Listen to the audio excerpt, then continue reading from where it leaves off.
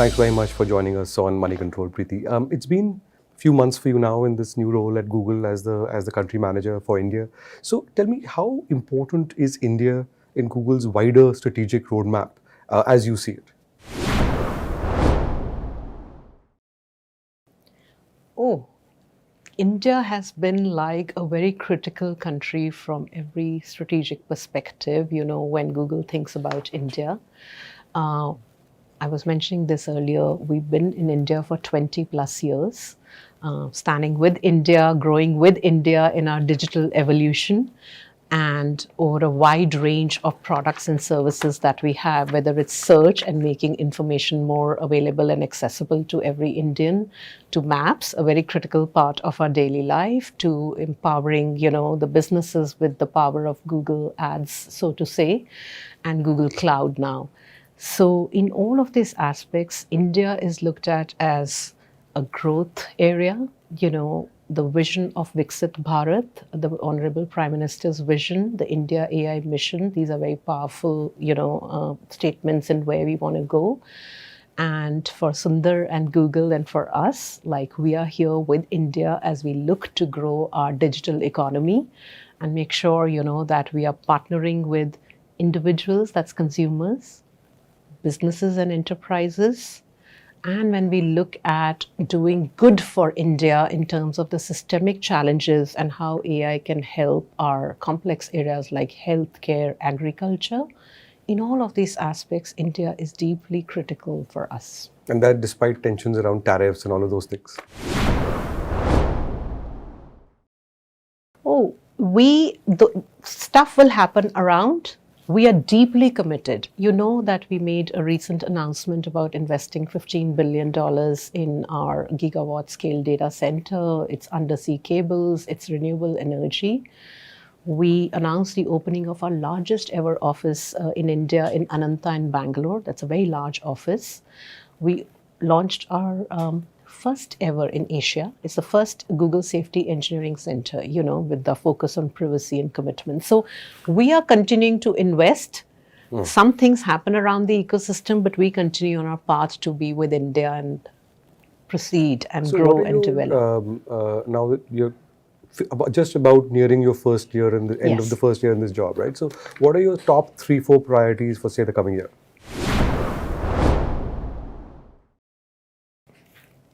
Yeah, let's talk about the 4 things that are critical. So one is, how do we leverage the best AI? We deeply believe our AI is very powerful. Gemini is like the best-in-class model. How do we embed AI in products and services to make sure that AI is the lever that helps India leapfrog ahead for, like I said, the systemic challenges? And I'll give you an example. We tend to sometimes look at AI from a consumer point of view of a chatbot. But the next step for us is, let's look at those models. How do we make them, locally relevant, whether from Indic languages point of view or some other context? And I'll digress a bit to give you an example to bring it home. You know how Indian women after delivery, postnatal care, there's this whole thing of eating gond ke laddu. Now, any model that is built overseas won't have that context when you're talking about postnatal maternal care.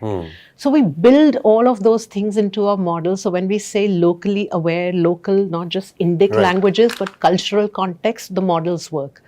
Now, how we take those models in these various areas and open source models like Gemma, and if you have healthcare, we don't have many cities which have state-of-the-art ICUs, tier 3 towns, rural areas. Is there a way to combine the power of AI to diagnose, to be able to convert a simple ICU bed into a smart ICU using some of these things, to make healthcare better for people who don't have access to this in the smaller cities? So the number one priority is leveraging the power of AI for solving systemic challenges so that India's vastness and complexity becomes our advantage, and we can show to the world this is a model that can scale to global south and other countries. So that's part one. Part two is the economic value creation, right? And we've been here And so Google Ads help democratize advertising. Everyone from a mom and pop shop to the biggest enterprises, we help them find more customers, more users, help them grow their revenue. And we are adding the power of Google Cloud in the last few years and the Google Cloud stack in terms of the foundation and the use cases for enterprises to transform for efficiency. And again, to get those, productivity benefits, supply chain logistics. These are times when profitability is under pressure. So again, how do our products help enterprises and the small businesses, all of them, to get to better outcomes? That's the second part that we work with. The third bit, evolving our products and services in Indian context. So think about search.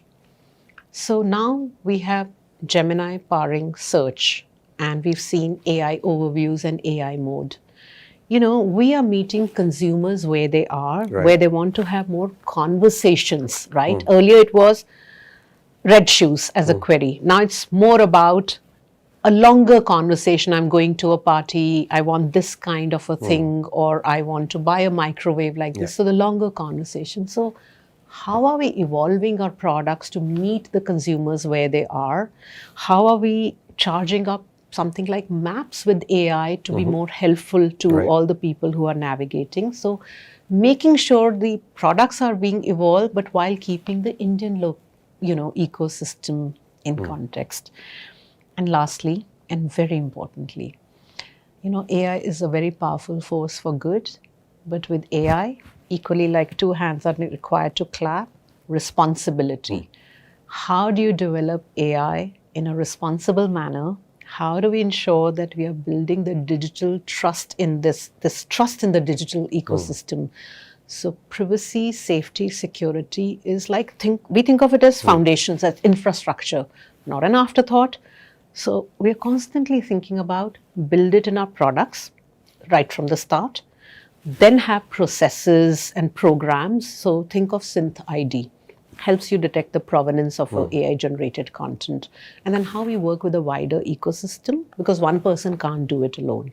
So these are sort of the four broad areas. These are critical points. I'll come back to each of these one by one. But there was a time when a lot of stuff was made outside and then pushed out into India. So how much of core tech is now being developed in India by Google for the world? So the way I look at it is, we started off with foundational models like Gemini, which were created outside. And what we are working very hard on is how do we bring the local Indian context. So take that as the foundational model, then enrich it with local languages. See how many people will speak in English or that context. And even Hindi is not enough. You need to bring 10, 12, 13, 22 languages to these models. Two is the cultural context as nuances, where people are multilingual.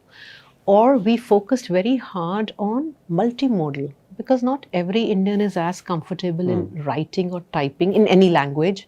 It's voice, it's circle to search, it's uploading a video. So making sure the models are multimodal, which is very important in developing countries like India. So we work very hard on making sure we build on those core foundational models to localize.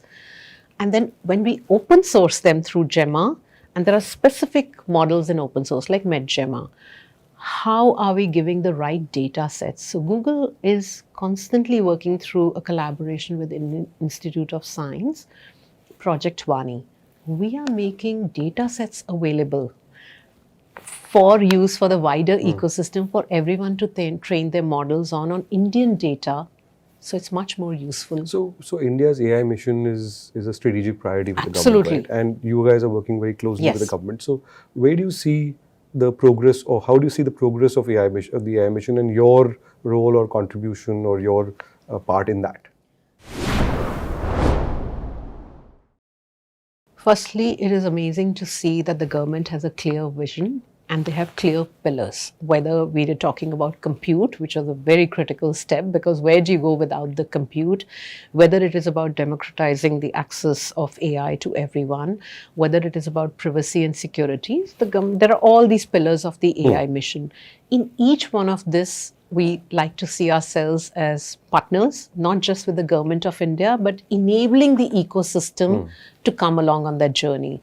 So, we made an announcement that, Google Cloud, I think it was relatively recent, where we said we're bringing the power, more compute, local compute, adding TPUs, where industries in India can train their models on compute here, faster, less latency, all of that. The infrastructure investments that we are making, the skilling we are doing. And a very important part of this is AI has to be inclusive for all. And when the government of India and the AI mission is also talking about inclusive AI, it has many dimensions of inclusion. I mentioned a few of INDIC, but it's also about how are you upskilling the rest of the ecosystem so that they see the power of AI and actually use it in their daily lives. So I'll give you an example in education.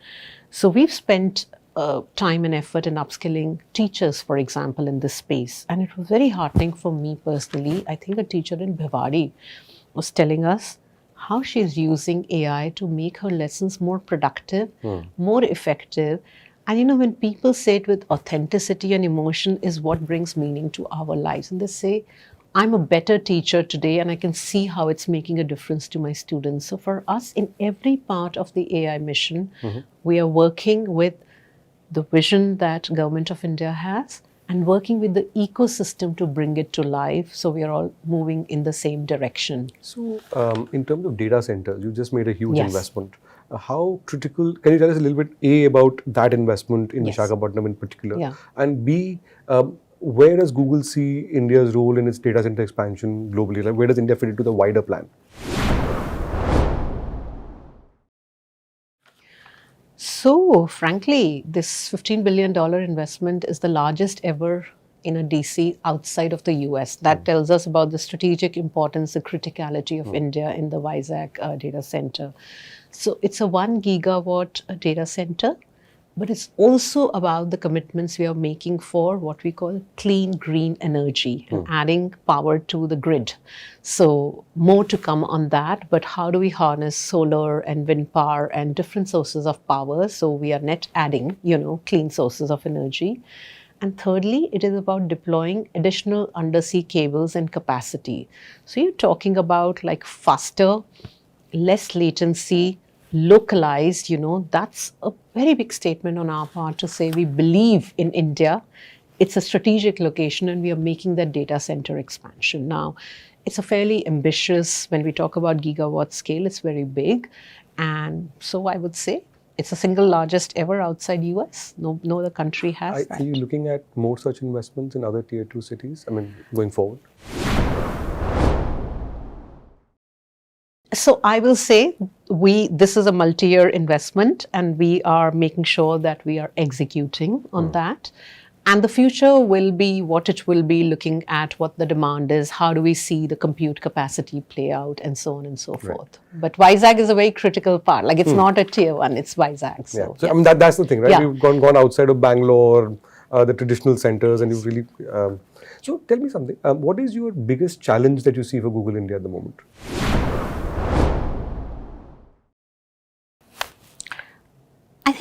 I wouldn't say Google India. I think the biggest challenge in where we are on AI is the responsibility part.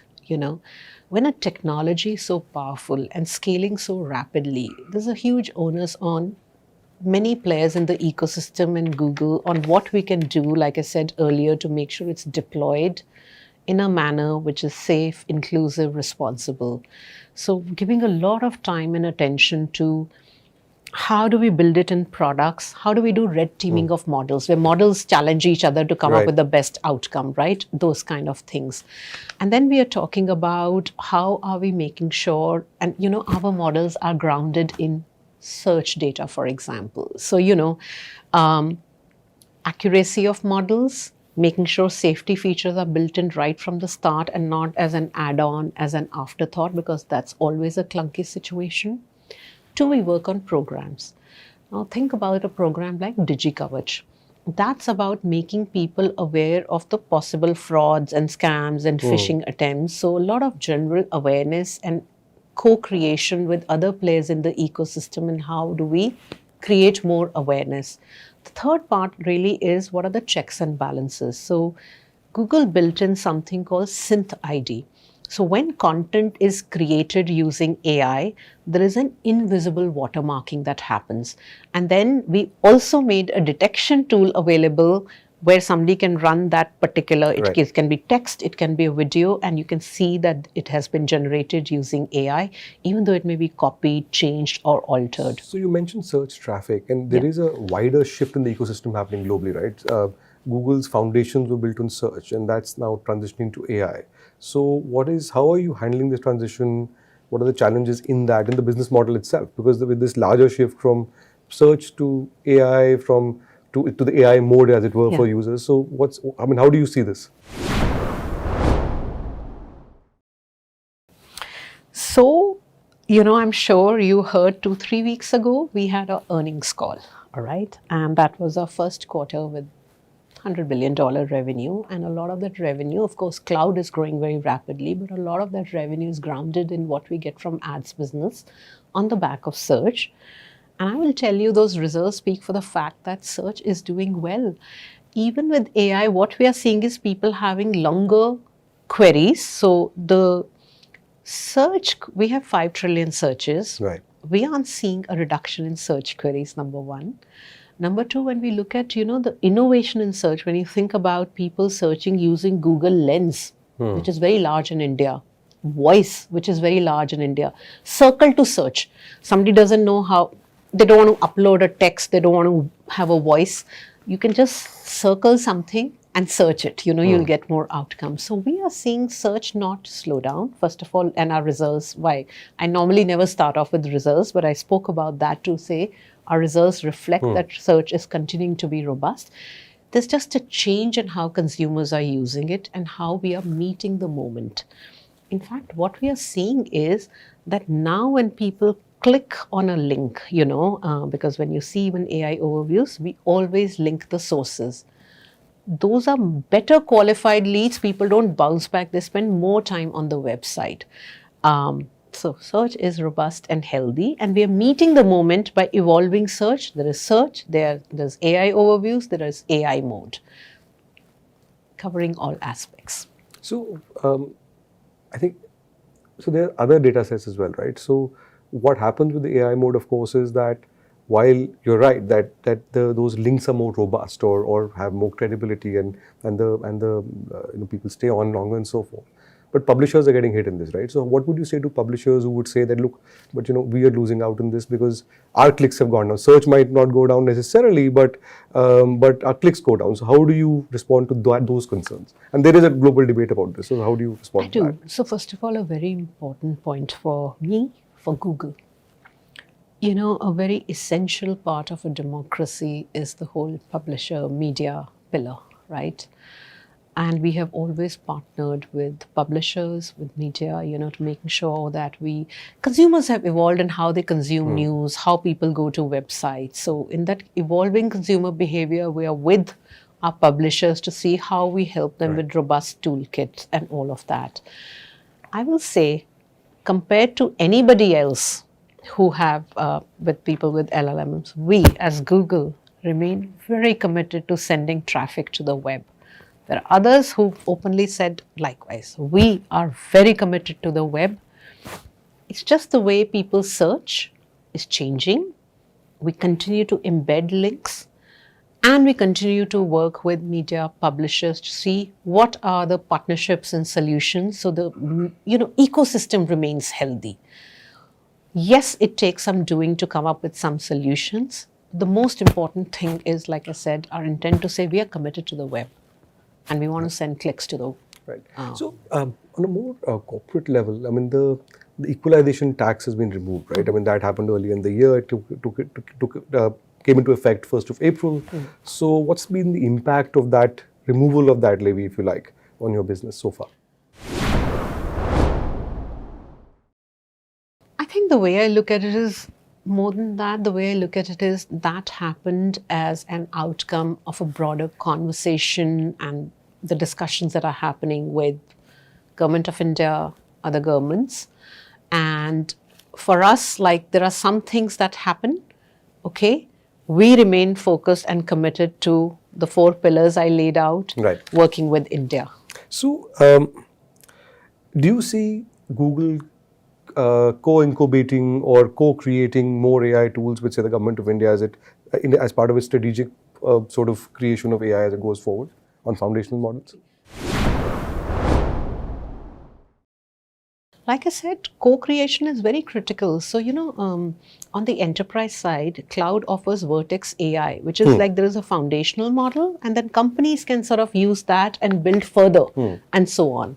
And so, in my earlier examples that I gave, where we are customizing for India and making sure it's relevant for India, we see that as co-creation. The other part that I want to mention is, we work very closely with the startup ecosystem. Right. If you think about it, Government of India has a very strong vision of deep tech capability from our country. And we absolutely buy into that. So we've had a Google Startup Startup Accelerator program. We put some 230, 40 startups through that. And what I'm very happy about is, we don't just, what we have is full stack, and we bring that to the startup ecosystem. We don't just say, here's my infrastructure. We don't just say, here is some cloud credits. We don't just say, here's my model, use it. We bring our mentorship and our expertise. That expertise is a scarce resource because we're bringing the best of Google expertise when we mentor those startups. So we look at that incubation also as co-creation, where we're helping to grow the ecosystem. Do you see the Indian startup system or ecosystem accelerating further? Of course, we are very bullish. I mean, it is wonderful to see the vibrancy. There are moments where investment cycles go up and down, but like the strength that we have as Google is, we take a long-term view. We have made deep investments. If you look at driverless car technology, it's overseas, it's not in India, but it's a great example, Waymo. We've been at it for a decade plus, from vision to execution, where people thought 3-4 years ago, we've lost the battle. We are now at some 100,000 rides per week. And it's because we stay focused and not to be distracted by the noise. So things may go up and down in investment cycles. We are here believing in India, believing in the need for deep tech, seeing the amazing talent, making those investments not just with dollars, but with our expertise and all the mentorship, the best that we can bring. And it'll help long term. So while you work very closely with the startups and with that ecosystem, yes, some of your big ticket investments have also been with the big daddies, right? In the sense that with Visakhapatnam, for example, with Adani or with Bharti Airtel, you also have a tie-up with Reliance. These are all strategic partnerships, right, or various things. So is it a coincidence that you've tied up with 3 of the biggest corporates in India? Think about who Google is. If you look at any of our products, which is helpful to humanity in any country and context, map, search, anything, okay?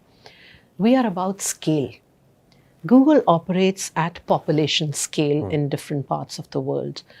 So when we think about partnerships, whether in the commercial context or scaling our AI, so that it's beneficial to consumers and enterprises and the ecosystem, the lens we bring is, are we doing it at scale which will be helpful to India with the scale and complexity India has? What we can't do when we think about the technology and the solutions we bring is something that is narrow. So when you think about these partners, see, you're thinking about the 3 biggies, but they bring scale. Yeah. Think about, we have partnerships with different parts of the government, with the IITs, with Indian Institutes of Science. So we are, or startups. The context is always, where is the future going? What can we bring that will help with the scale? Tatas, for example? So Tata's, by the way, is a critical partner and customer. I can't say more because whenever we make announcements, you will see and hear those announcements. But for us, we are always looking at where the scale is and where can we go next. So 2 final questions. One is that there is also, while there's one shift from search to AI or to in terms of consumption patterns, there is also a shift in business models, right? So, for example, on advertising, you mentioned advertising at the beginning of this about Google's role in democratizing advertising and so on. But do you see the business model fundamentally shifting to more enterprise as opposed to advertising, or what's your view on this wider sort of trajectory? If you look at our earnings call, which is very public when Sundar leads, what you will see globally, and it's true for India, from 10 years ago, where we were largely about ads revenue, to now where you have cloud revenue. And we are looking at things like YouTube subscription, the Google One subscription, which is about, data storage and all of that. We are looking at scaling Pixel. So broad basing revenue beyond ads. It is happening at scale, which you can see globally in our earnings call, and that trend happens in You're seeing that in countries India as well. Yeah. So, and finally, I think you earlier in the conversation you talked a lot about Indic stuff, right? And working on scale at local levels Yes. and local populations.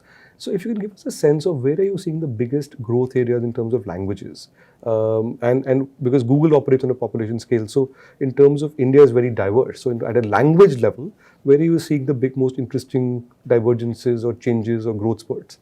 So, it's not a one and done answer. It's a little bit like India is not one India, and you can't pick and choose, I'm picking this. Obviously, after English, Hindi has the largest scale. But equally, so when we expanded AI mode, in multiple languages, we do look at Marathi and Kannadiga and Tamil and Telugu and Bengali and all of that. So, like I said, for me, the biggest thing is we are not going sequential, saying this or that. To what extent can we bring the best of AI and scale very quickly in multiple languages?